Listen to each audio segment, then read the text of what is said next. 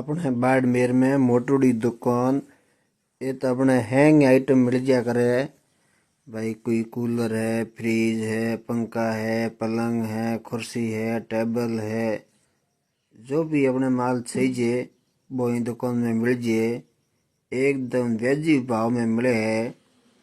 जो भाई कोई लावने जाए तो बाड़मेर कृषि मंडी हूँ थोड़ो पासो सदर थाने हमें है वो। तो बहुत बढ़िया माल मिल रही है अटे, एकदम वाजिब भाव में मिले है।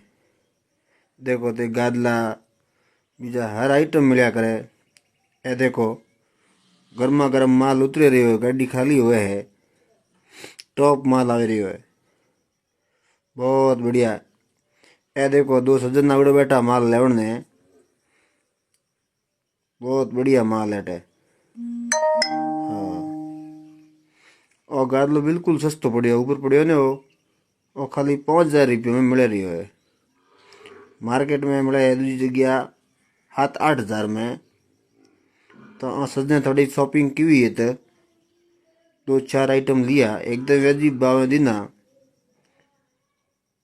थारी लेना होवे तो नाकोड़ा में बाड़मेर जो थाने एकदम मस्त माल मिली।